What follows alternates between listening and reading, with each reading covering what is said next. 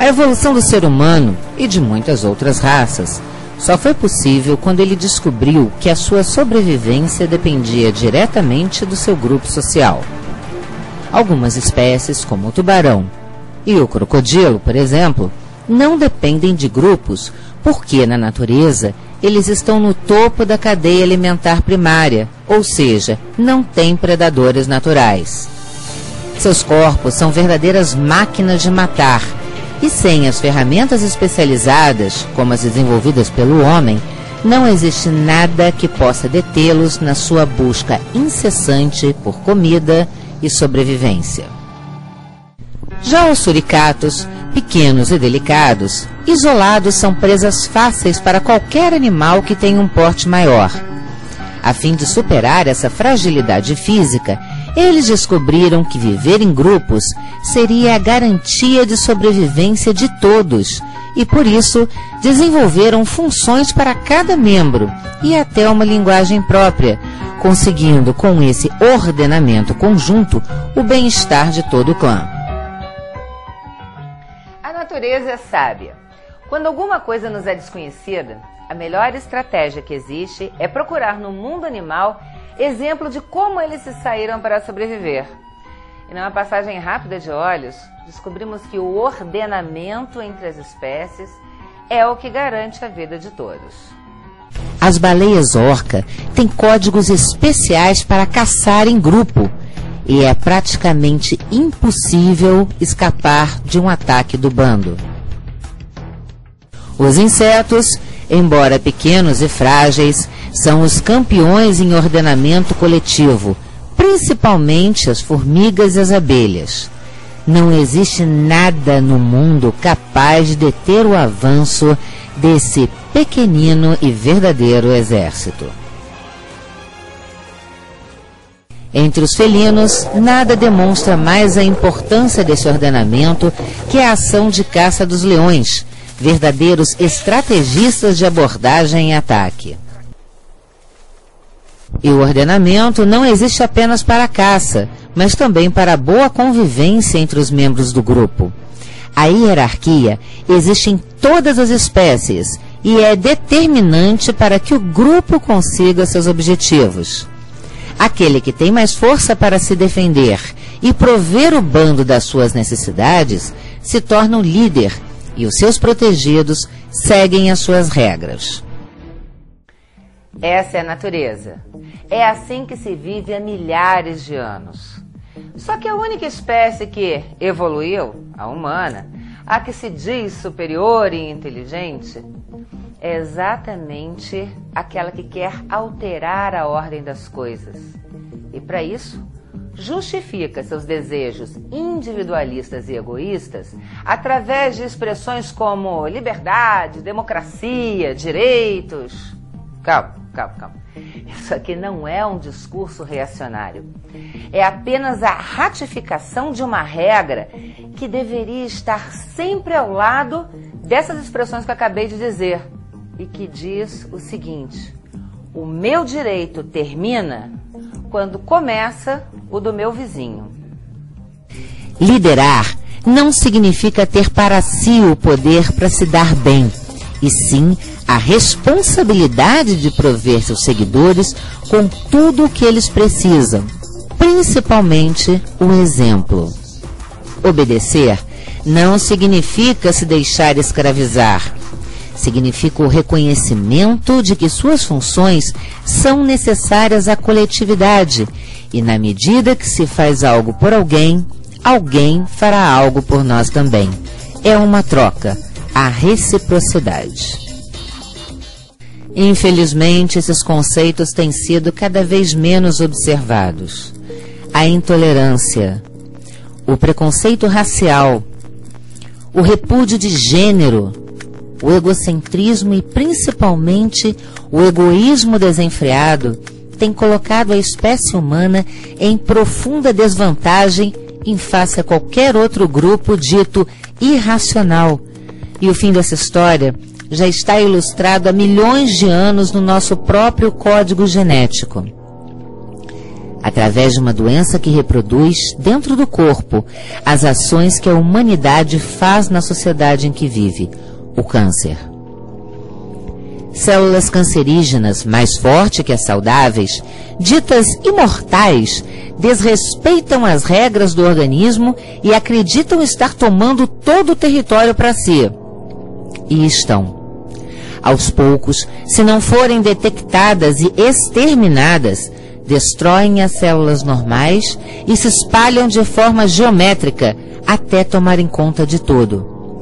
O que elas esquecem de observar é que essa ação revoltosa e desleal, na verdade, é suicida, pois o corpo tomado por elas acaba morrendo e a sua vida imortal tem o mesmo tempo da vida que ela permite o ser infectado ter. Nas recentes manifestações públicas que eclodiram em todo o Brasil, um verdadeiro exército de células saudáveis marchava pacífica e ordenadamente em defesa de seus objetivos. Entretanto, um pequeno grupo de células cancerígenas, todas as vezes que se manifestou, inverteu a ordem das coisas, dispersou a mobilização e deixou para trás um rastro de destruição.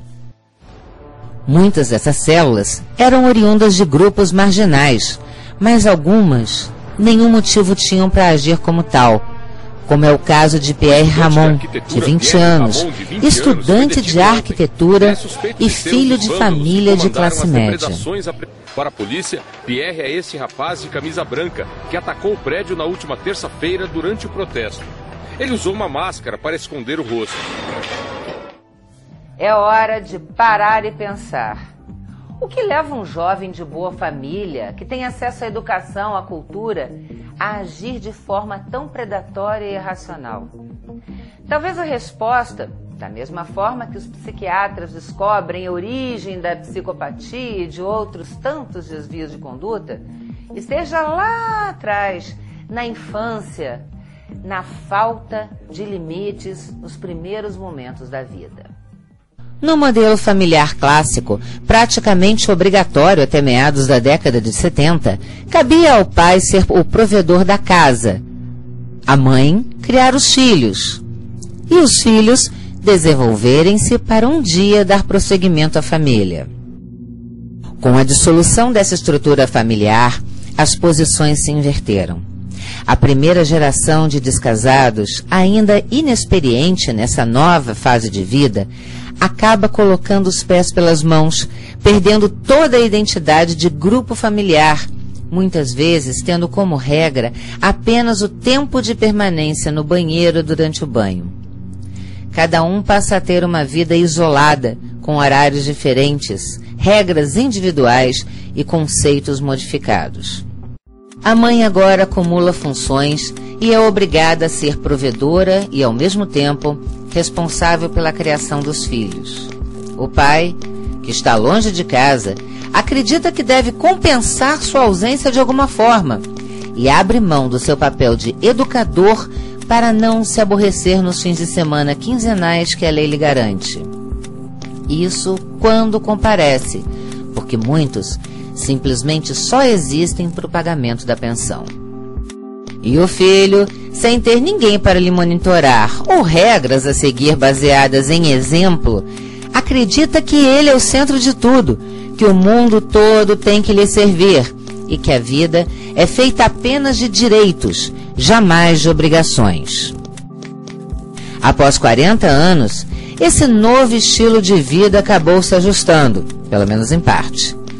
Hoje, já se tem pais muito mais participativos, que mesmo fora de casa, preocupam-se e estão presentes o máximo possível. A guarda compartilhada tem sido a opção ideal para os casais que se separam de forma amigável, mas o ordenamento familiar ainda permanece sofrível. Quem tem mais de 40 anos foi educado a respeitar os mais velhos, começando dentro de casa. Cedem o lugar nos coletivos, respondem educadamente aos pais e sabem respeitar o não. Mas hoje, o que se vê nas novas gerações é exatamente o contrário. Elas não sabem receber um não como resposta. Não compreendem que o mundo vai além das paredes de suas casas. E como não são educadas a responder pelos seus atos, não respeitam qualquer autoridade que lhes é imposta do lado de fora. O exemplo maior disso se dá exatamente nos colégios. O professor, que em épocas anteriores era chamado de mestre, agora, se é rígido na cobrança de seus alunos, é autoritário. O empregado do prédio que mora, se chama atenção para a conduta social e o cumprimento de regras de bem-estar comum, é abusado. E muitas vezes os próprios pais se mobilizam para expulsá-lo, alegando perseguição aos seus filhos. A educação moral agora virou obrigação do professor, que uma vez que não é respeitado, muito pouco conseguirá fazer. E para finalizar o caos, eis que surge das trevas a polêmica Lei da Palmada, que proíbe que pais e mães usem desse recurso na criação de seus filhos. De acordo com a relatora do projeto de lei, a deputada Tereza Surita, a Lei da Palmada dá o direito à criança e adolescente de serem criados e educados sem o uso de castigos físicos ou de tratamento cruel e degradante. Nossa, calma, a gente está falando de palmada, não de espancamento.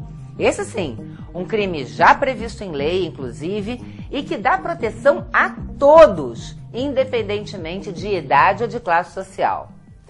Salvo criminosos e irresponsáveis, nenhum pai ou mãe bate gratuitamente em seu filho, ou então doente, né? Para isso, existem duas coisas que precisam ser levadas em consideração. Cada pessoa tem uma personalidade diferente, independentemente da educação que será dada. E a prova disso é que um filho nunca vai ser igual a outro. E criança que não aprende em casa vai acabar aprendendo na rua. Em tempos de levante popular, cabe encerrar essa matéria com alguns ditos clássicos. Afinal de contas, a voz do povo é a voz de Deus. E como todo mundo diz, é de pequeno que se torce o pepino. Se a argumentação valesse para todos, o termo ovelha negra não existiria. A palmada que o pai hoje deixa de dar num filho para sua correção pode ser o cacetete que o filho vai tomar nas costas amanhã. Então, que a educação comece em casa, já que todo mundo sabe que pata de galinha não mata pinto.